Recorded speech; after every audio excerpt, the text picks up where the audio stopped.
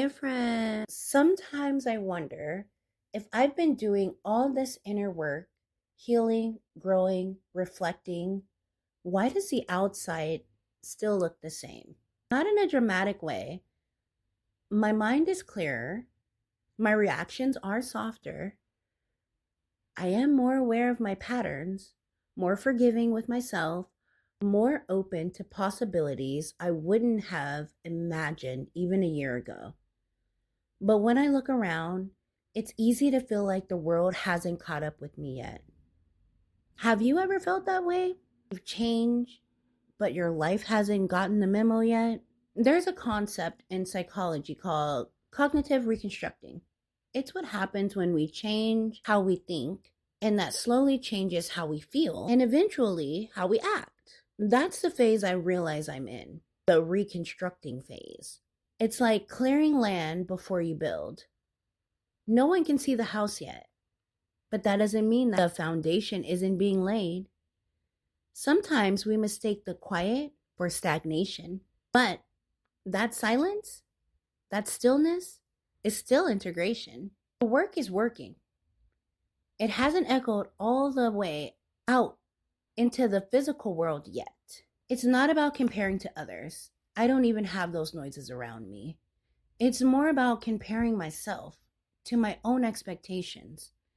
The versions of me who thought, if I heal my life, I will automatically upgrade. The version of me who thought healing was transactional, doing the right thing earned you a reward. And while yes, it does open doors, what I'm learning is that healing is not a shortcut to abundance. It's preparation for it. And just maybe, I haven't been behind. Maybe I've been building capacity. So, if you're feeling this way too, why hasn't anything changed if I have changed? Here's what I want you to consider. Are your thoughts softer?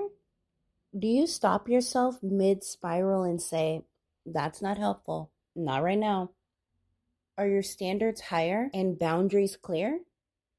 Do you walk away quicker? Do you pause longer before jumping in? And lastly, are you dreaming again? Actually imagining new possibilities instead of just trying to survive the old ones? That's not a delay. That's growth unfolding in real time. And we often miss it because we expect it to show up as money, relationships, or success. But first, it shows up as capacity, clarity, calm. Here's what I've started doing when I feel behind. Maybe it'll help you too. First, I acknowledge the illusion. When the feeling hits, I should be further. I stop and ask, further than what? Further than who? I remind myself I'm not late to my own life. 2, track internal wins. I write down things that used to trigger me that don't anymore. I know where I said no when I used to say yes, just to keep the peace. Revisit childhood dreams, literally. For 3, I had a dream the other day that reminded me of a dream I had as a kid. It felt like a message.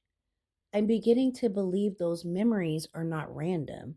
They're coordinates back to myself. 4, reframe waiting as alignment. I'm not waiting because life forgot about me. I'm aligning because life is preparing me. Sometimes the seeds we plant take time to break the surface. We think nothing is happening, but the roots are strengthening. The ground is warming and the shift is coming. And remember, you're not behind. You're on the path, moving at your pace, and that's exactly where you need to be. In the next episode, we'll get into a feeling many of us encounter on this journey, loneliness. Even as we grow and heal, there are moments where we feel isolated, like no one truly understands. Join me as we explore loneliness is a snapshot, not a sentence. We'll discuss why this emotion arises and how it can guide us towards deeper connections. Bye, friends.